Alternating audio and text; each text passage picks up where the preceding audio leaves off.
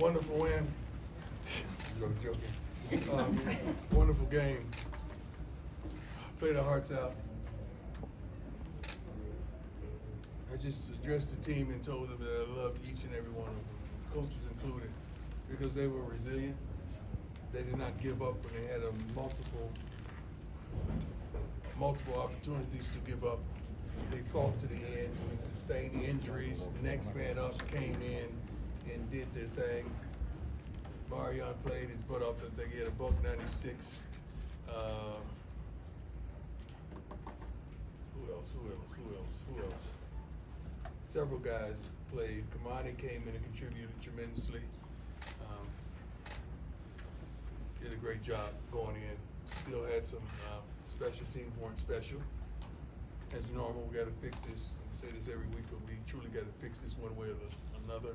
Running game showed its face, and you see how better the offense flowed with the running game. We're still getting out to tardy starts. We got to come out ready to play it. I don't know. I got to fix that myself personally. We can't come out and make a surge, and right before halftime, then we start saying, okay, we're in the game. They played wonderfully. The quarterback was resilient. They ran the ball. They had hit us with some big play screens and some backside things. But, you know, coaches always say, we didn't do this or we didn't do that. They force you into doing certain things and they force you into making mistakes. But we got to just fix the little issues that we're having. And I don't know if that's age. I don't know if that's just new to the systems. But overall, I'm really proud of not only the young men, the coaches, the fan base, the student body, all of you. I'm truly proud of the way we represented Boulder today. I really am. Let's go. Hi, Deion. How you doing? Good. So, Deion, the throw that Shador made to Omarion in the end zone on 4th and 5, we just asked him about it, and it's just like another play. Right. Not really impressed with himself. Right. I want to ask you two things. One, when you saw that play, that's a play that is beyond an NFL play. There was no space. Right. He found some place to get it in. Where does that part of him come from? And do you remember any moments when you were raising him that he started to show that kind of acumen on the field? Well, his nickname in my phone, and most of you know that follows us, is Grown. He's very Is mature. what? Grown. G-R-O-W-N. He's very mature for his age. He's very confident. He don't flinch. He never gets flustered. He's a most sacked quarterback in college football, and you can tell with the way he carried himself. He's just a kid that we all knew, and a multitude of our fans know, and some of you wonderful and brilliant writers know, that if we would have got that ball last, we were going to go down and score. We knew that. We know that. Everybody in here knows that. His teammates knew that. And that's just what he brings to the table. He's unflappable.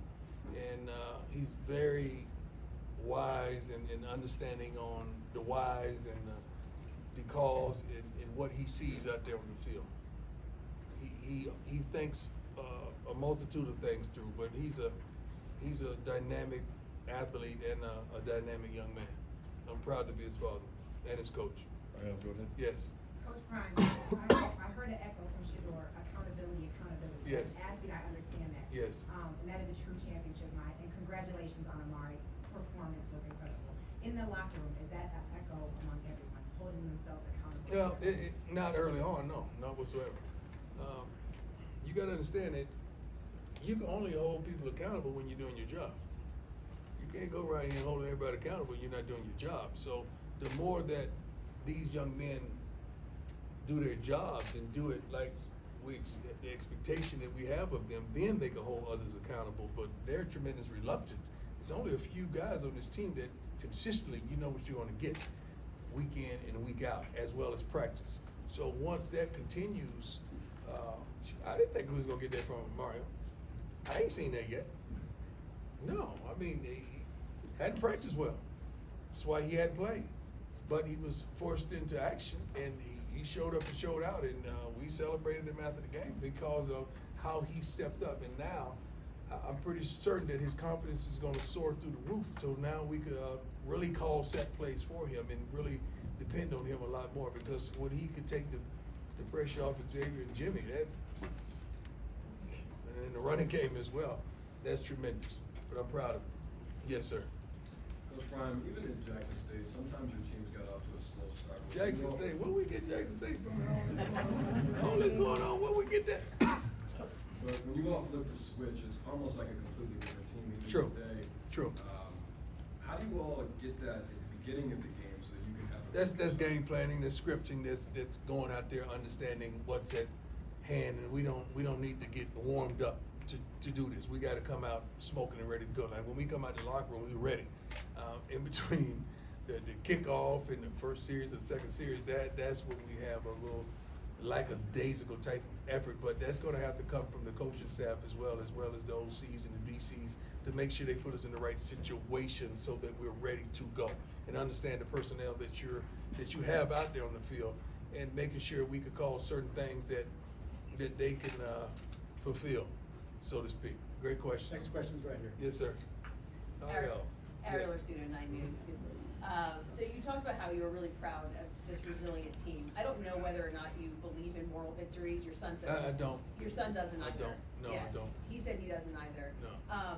But is this, at least the second half team, is that the team that you imagined you would have when you stepped foot on this field? No. The team I imagine would have would play 4 solid quarters and be really physical and really tough and definitive and just make our mark and leave impression on not only the opposing team but the coaching staff as well as our fan base. That's what we want to do. We yet to have an identity. I challenged them all week on what's our identity. I don't know who we are. From week to week, I don't know what we gonna do. You know, from practice to practice, I do, but we got to translate that into the games. So we're still searching for our true identity. Was that close to an identity? Sec- Was that second half performance, was that close to an identity? We gave up points. We're still giving up points. We got to stop giving up those type of points and spotting teams. Yeah, you don't want to do that. We're too Coach Brian. vulnerable. But and saying that is no excuses whatsoever. But 3 starters short in the secondary. Tremendous. Our backup right tackle came and did a phenomenal job as well. When Savion went out, and we were praying for the big fella because he was in tears and he wanted to fight and keep it going. But I'm like, hey man, we need you for the long haul, and we're praying for Savion as well. Coach Brian, Joe Rico, My Life Sports Radio, the final word. I thought with the transfer portal, that's all I heard in the offseason, but it was nice to see the freshman class come through with some really big plays throughout the game, not only the receiver, but Cormani. You know, I've been up here for practice waiting for him, and it was really nice to see him show out. Can you talk a little bit about that? Because that's got to be a feather in your cap, you know, him taking the field and playing so well. No, I don't. We don't feather for him to take the field and play. He's supposed to take the darn field and play. We want him to be that dude. So no, we don't give feathers whatsoever. We have an expectation of what they should be doing and accomplishing. So, but those 2 young men today, what they did, they stepped out and kind of separated themselves from their yesterday. Their yesterday was terrible, but today they came out and established themselves. We just want them to build on it, because now we will establish an expectation of the expectation that we already had for them. I'm proud of them, and with their success as well, you see young guys. I just saw a couple recruits in. They can't wait to get here in the spring and get going. I mean, so that entices them to make sure they get their schoolwork so they can graduate early so they can get here and get going. So that's the win as well. Yeah, Brian Howell from the Daily Camera. Obviously, when you took it last week's game and then the first half of this week, like things were starting to fall off the rails a little bit. But when you guys finished, I know it's a loss. Is that important for you guys and this team to finish the way you did? Well, it's always important to finish strong. I'm sorry for cutting you off. I'm ready to go. Not home, but ready to go with it. It's always important to finish strong in whatever you endeavor to do. Why would you start if you don't want to finish right? And I've always prided myself on finishing strong, not only as a player but as a coach as well, in building our team in that aspect. We're well conditioned, we're in shape. It's not like we're tired down the stretch, because usually when people tire, they start losing the thought process of it, and they start blowing coverages missing assignments, offsides, and I think we did a good job in penalties. That's one thing we harp on, penalties, time possession. We won time possession today, but give me that stat on penalties. Where were we penalized? Sorry, Coach. Yeah. 7 for 60. 7 for 60. What were they? 5 for 37. That can't be true. You only have 5 penalties. Well, they had a couple of double penalties one time. We should have took both of them. That would have helped. That and the pass interference on the sideline was really.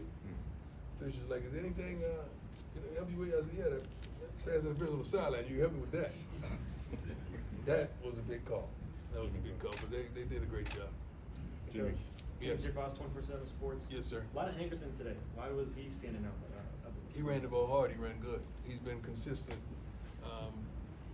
every game. We try to let everyone touch it to see, how are they going. I think we had maybe 4 or 5 tailbacks that had the opportunity to touch the ball today. That's a good thing because all of them want to play, because all of them deserve to play because they're really, really good.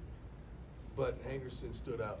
He hit it. And, he had a couple one-on-ones in the secondary. I wish he would have shook him and got out of there. But you want to just push Pauls right there and just throw Dylan in there and then, see if Dylan can wiggle out of it. But Hank is resilient, man. He's been doing a good job. All these guys came, try to come in and force him out, and he wouldn't relinquish his position.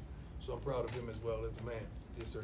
Coach, you talked about how everyone believed that if Shadur got the ball there late Yes. and the offense had the ball late, you guys were going to go down and score. I don't know if everyone would have believed that would have been the case in the second quarter. So what does a finish like you guys had do for this team's belief moving forward? It's tremendous belief-wise, but we got to believe no matter what. It can't be just because it's a quarter of the second half. We do believe in two. Like, we do. I don't give a darn what down it is, or what quarter it is, or what time of day it is. We do truly believe in what he's capable of doing with this offense. We just got to make sure we keep him in the right situations and protect him. Because shoot, he's a baller. He's a now player. He's a today player that young men want to play with. Receivers are calling from all around the country, want to play with him as well. So they're encouraging him not to look down the street too far, like we all are encouraging him, because we understand what's coming. If you can't see what's coming with Seton football, you've lost your mind. You're just a flat out hater. If you can't see what's going on and what's going to transpire over the next several months, something's wrong with you. Yes, sir. Coach, it could have been so easy for this team to feel sorry for themselves. Yes, sir. Feel folded, down 30-7, especially after what happened last week. What do you take away in terms of that light bulb moment that went off for them? And Well, we challenged them tremendously at halftime to, everybody say they want the light until they get in the light. Now, when you get in the light, the thing about the light, it echoes your blemishes. So we challenged them to come out here and I ain't got time to be trying to fire you up and give you the most dynamic speech that I could craft, intellectually, and use some true words that I have to look up in my vocabulary. And the thesaurus, how to say that word, Pastor? Thesaurus, yes. I ain't got time for that today. I just wanted to come out there. I want them to lift me up, motivate me, encourage me. Not that I needed it, but I wanted to flip the script on them because I knew what they had in them. All they had to do is believe. And regardless of the color of the uniforms on the opposing team, they just have to believe. And that's something that they're doing week in and week out. It's growing. You touched on recruits. You came from Michigan, Bryce Underwood, and your Walker were here last week. You had 3 other athletes from Michigan, Cass Tech, West Bloomfield, and I can't think of it. River Rouge. What's going on in Michigan that you gotta come grab our Yeah, I guess you guys are raising dogs. Hey. Yeah, if you raising dogs, I ain't hard to find. All right. Raising cats, I am. Hey. Yeah. Hi, Coach. How you doing? Good, how are you? Nikki Excellent. Edwards, Hughes Sports Report. What did you think of Cormani McLean's performance today? From the naked eye, I think he played well. I would have to watch the film to make sure, it is what it is. So it's hard. It's hard to say now, and you go in and watch the film and you don't know. So I want to really reserve that to watching the film, but I'm proud of him for just even stepping up to the challenge to get his butt in there and make a difference. I'm proud of him, I really am. Do you think he's been applying what you've been saying to him? You'd be a fool not to, because you're not gonna play if you don't. You're gonna sit right over there, probably where you sitting at, and watch. But I'm proud of the kid. I'm not gonna change, so somebody's gonna have to. Yes, sir. Hi, Coach. Run right over here. Hi, Okay. Coach Prime. How you doing? Valerie Wortlaw from the Los Angeles Sentinel. Outside of the state of Colorado, you have thousands of people who have embraced your mission here, the team here. Is the team aware of that? And what are your thoughts about all of the love you're receiving outside? I don't know if it's all love. I don't think it's all love. Let me check the responses for the coaches that we participated in. But we're excited, truly, with the attention that's warranted to this wonderful, beautiful university. I'm excited and elated to be the coach here. I'm excited to really talk about the wonderful attributes that we possess. The young men, they don't see it because they're in it. You know, oftentimes we can step a foot out of it and we see it from another viewpoint and an advantage point, but they don't see it, and they're so young. I didn't see it either when I was in college or early in my pro career. But I am happy and thankful that we are a voice of hope, of just desire and want. I think that's the thing that's touching souls around the country, that, you know, that down and out person that no one believes in, that person that no one desires, that person that stepped over, stepped by, stepped through, and stepped past, that we represent that person, because no one wants to see what we're doing. They don't want to see us accomplish what we're doing. And I said, and I will reiterate this, you got to be crazy if you can't see the direction that we're headed. And I'm so happy and thankful to be the head coach of this wonderful university. Last Thank one. you. Coach, hi. Dennis Dodd from CBS Sports. Yes, sir. We all know how good Caleb Williams is. If he doesn't play that way at that level today, do they win? I don't know. The kid always plays that way. You know, I haven't seen him play badly. I think, you know, he had some throws that I'm sure he would have wanted back, but that kid is a flat out baller, man. He is a difference maker. He makes them better. Thought process, even just directing traffic and putting them in the right play calls in the right situation. He does a wonderful job of checking off and just changing things and getting the ball out of his hands. It was a pleasure for me to play against them and their head coach. I mean, that was fun. That was fun for me. That really was. Probably didn't look like it from probably the shots that they probably showed. I don't know what they showed, but that was fun. That was fun. All right, thanks, Coach. We good? Yeah, we're good. That throw, sorry, that throw was fascinating. Excuse me? The throw, Shadur Oh, the throw. I thought you said death roll. No, Shadur. That throw was fascinating. We see this as fans, we're like, wow, that's incredible. You don't see throws like that. And you and Shadur seem to think, feel like it's normal.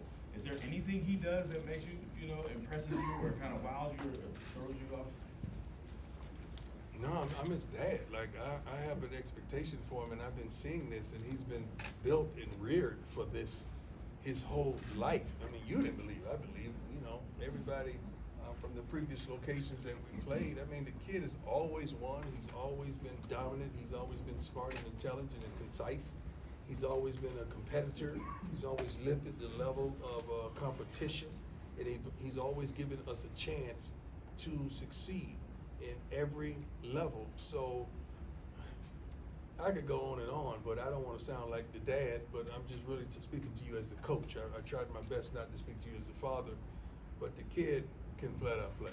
I know a lot of people doubted him and said I just thrusted him into the starting position, what they call it, nepotism, whatever. All of you should just look in the mirror and clap whatever you see.